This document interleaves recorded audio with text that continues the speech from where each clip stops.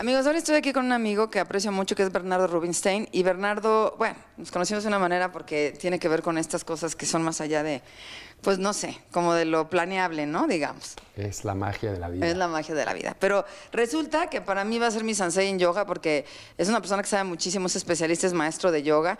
Yo no la he hecho como tal, quiero decirlo, pero sí me ha acercado a saber de qué se trata un poco. Creo que me hace mucha falta porque me va a relajar. Pero a ver, platícanos qué es la yoga para la gente que no está cerca de la yoga. Bueno, hablar de yoga es un poco difícil porque es complejo. El yoga viene desde hace casi 7000 años, que se inició con esta cultura de Shiva, que fue cuando empezaron a construirse las culturas en la India. Y de ahí, bueno, se empezó a desarrollar esto como un sentarse y meditar en un principio.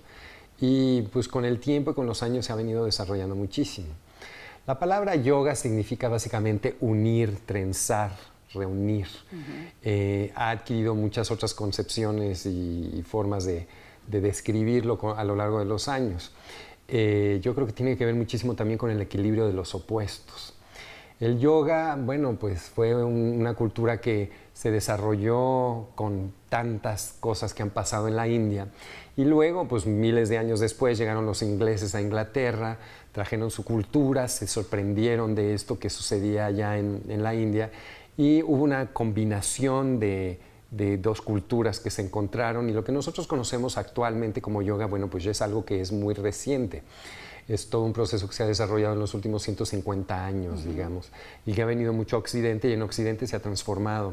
Quizás una de las magias del yoga es que es un proceso tan dócil y tan flexible que se acomoda a todas las edades, a todas las culturas, y que con el tiempo ha mantenido esta capacidad de absorber información y de enriquecerse con ella, ¿no? Entonces, bueno, la verdad es que el yoga en Occidente ahora viene a ser como una medida estupenda para hacer una práctica que de alguna manera equilibra el trabajo de la mente con el cuerpo, ¿no? Mente-espíritu podría ser. Bueno, sí, la mayoría de la gente piensa también que el yoga es como una gimnasia, pero la verdad es que el yoga no pretende ser eso. El yoga realmente te lleva mucho más allá. ¿Como una disciplina de vida? ¿Sería? Exactamente, y no está del todo relacionada, no es una religión, porque mucha gente que cree estas cosas raras y toda la gente muy acá, con el ojo en blanco y todo muy en paz, y siempre hay estos mitos tan chistosos del yoga que creo que vienen de los años 60, cuando los hippies andaban todo esto, y llegaron muchos maestros de la India a promover muchos movimientos que en aquel entonces empezaron a aprender muchísimo en Occidente, ¿no?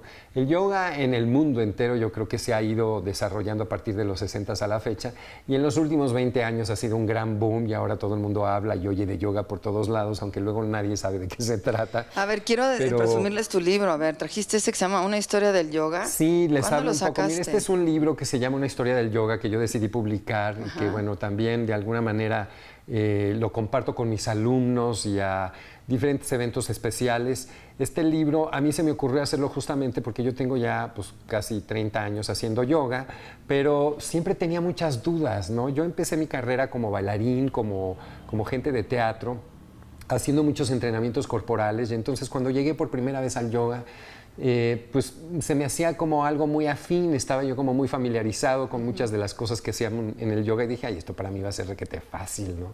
Me costó tiempo darme cuenta de que es un discurso completamente distinto, y que cuando tú realmente entras en un rigor, en una disciplina y una constancia, empiezas a entender y empiezas a procesar cosas que no te das cuenta hasta que empiezan a suceder, y se va revelando en ti un conocimiento, y a mí eso me pareció fantástico.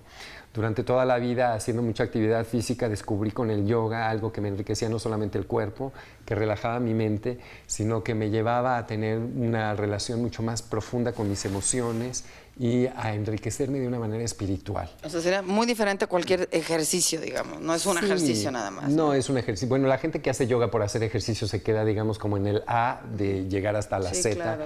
que es todo un proceso. Y bueno, yo creo que esto también tiene muchísimo que ver con que tú seas una gente sensible y te des cuenta de con quién estás haciendo, en dónde lo estás haciendo y qué consecuencias está teniendo en ti.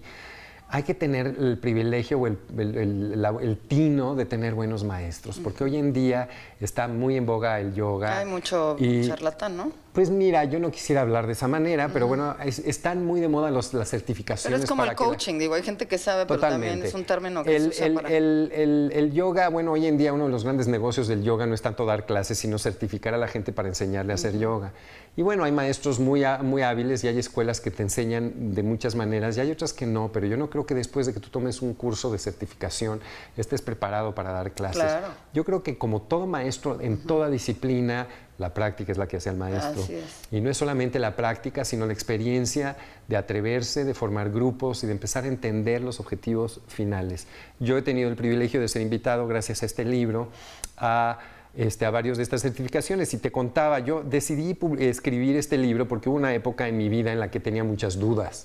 Y decía, bueno, la práctica para mí del yoga no es nada más ir, poner mi mat, que es esto clásico, llevarme mi ropita y empezar a utilizar toda esta serie de objetos extraños que en un principio yo decía, bueno, ¿y para qué? Y luego todo esto se me fue revelando, pero entonces había mucha información que no estaba ahí presente. Una de las técnicas muy famosas de yoga contemporánea se llama Ashtanga Yoga, que quiere decir el yoga de los 8 puntos o de los 8 aspectos.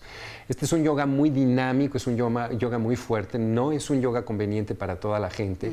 Es conveniente que seas una gente fuerte, que hayas hecho una práctica anterior, que tengas una idea de cómo hacerlo. Pero los maestros que iniciaron con esto y a partir de los 70 sobre todo empezaron a hablar de que el yoga es 99% práctica, 1% teoría. Y entonces cierra la boca, no digas nada y trata de que tu cuerpo absorba toda la información. Pero yo creo que ese es un mito ya muy superado. Yo creo que es muy importante que la gente que hace yoga lea, como en todos los temas del mundo, y que se entere de las cosas que estamos haciendo. Y sí, teóricamente yo creo que es importante conocer un poco o un mucho. Yo soy un apasionado y terminé clavadísimo en esto. Pues de dónde viene, cuáles son los objetivos, hacia dónde va. Tú puedes hacer un yoga que es más bien de meditación, un yoga que te permite relajarte y bajar tus niveles de energía si andan muy altos. Yo necesito esa, definitivo. El yoga se utiliza mucho ahora contra el estrés, pero hay un yoga muy importante que es un yoga terapéutico o restaurativo. Y entonces esto lo practica muchísimo gente ya mayor de edad que necesita seguir activa, el cuerpo necesita seguir moviéndose. Al revés, que necesita más energía, ¿no? Pues no necesariamente, más bien que le tienes que poner mucha atención a lastimaduras o heridas o problemas o el cuerpo que se va envejeciendo y que necesita mantenerse práctico. Entonces, bueno, hay yoga para todos, hay yoga para niños. Pero ¿y cómo saber? Porque es lo que decimos, ¿no? Si la gente como yo que nunca ha hecho, ¿no? Me quiero acercar, yo ya tengo a mi sensei, pero si alguien no sabe cómo acercarse, porque sí, digo, yo he ido hasta una que haces con no sé cuántos grados centígrados de calor y sudas y digo yo eso de plano si no se me antoja nadita, la verdad. No sé. Pues mira, yo creo que cada quien empieza a experimentar el yoga como le ve en la feria y como el destino lo va llevando, porque hoy en día la mercadotecnia se ha encargado de desarrollar una infinidad de opciones en el mercado para que tú... Pero a lo mejor acercarte a alguien como tú, que tú sí sabes bien y pues decir, oye, ando buscando tal, ¿no? Fíjate que México creo que es un país extraordinario donde hay gente muy preparada para hacer yoga. Es sorprendente la cantidad de buenos maestros que hay y también la multitud de gente que se ha volcado al yoga para querer dar clases y bueno, por eso hay que preguntar también. Eso es lo que da miedo, antes. Sí. Oye, Entonces, ¿este libro lo encontramos en algún lado o no? Pues mira, este libro lo estoy vendiendo yo especialmente. Bueno. Es un libro pues, especialmente para maestros o para gente que hace una certificación, así es que con muchísimo gusto, si a alguno de ustedes le interesa mi libro, puede comunicarse conmigo a un mail que Aquí lo vamos a poner ahorita, danlo de todas maneras. El mail es Bernardo, yo me llamo Bernardo Rubinstein, es bernardorw1 con número @gmail.com. Lo hemos estado viendo a lo largo de la entrevista, pero perfecto. Como si ustedes se comunican conmigo, yo con muchísimo gusto les ofrezco el libro y seguramente van a descubrir pues muchos temas importantes que tienen que ver con el libro, justamente de las cuestiones que mencionabas. Por un lado es un acercamiento histórico de cómo el yoga se fue desarrollando en la India, personalidades muy importantes que lo han desarrollado, temas, conceptos, terminologías muy importantes. El yoga lo podemos entender en términos históricos como un yoga clásico, un yoga clásico que sucedió con un personaje que sigue siendo un mito, que se llamó Patanjali y que estableció los Yoga Sutras, que son 195 aforismos escritos en sánscrito, que es la lengua del yoga, en donde se define con claridad cuáles son los aspectos importantes a seguir. Esto se ha dividido en 8 etapas que van desde lo más simple y elemental hasta lo más complejo. Desde que tengas una normatividad de higiene y de limpieza, de disciplina, de concentración, a empezar con un concepto de respiración que es muy importante, que le llamamos pranayama, y esto es una de las maravillas del yoga. El yoga te enseña a respirar, cosa que en ninguna parte del mundo pareciera que, ay, bueno, pues cualquiera respira si no está vivo. No, hay que saber cómo. Pues la respiración es una de estas tecnologías antiguas que hoy en día siguen siendo la gran sabiduría de cómo controlar mucho tu energía, tus estados de ánimo y poder hacer una correcta práctica física. Oye, Bernie, pues la verdad es que está interesantísimo, pero yo me voy a quedar con él, no crean que no, me va a dar otras dos entrevistas más sobre el tema para que ustedes posteriormente las vean. El tiempo nos come, pero ahorita, si te parece, en la siguiente entrevista comentamos esto, ¿te parece? Claro que sí. Gracias, Bernardo. Gracias, hasta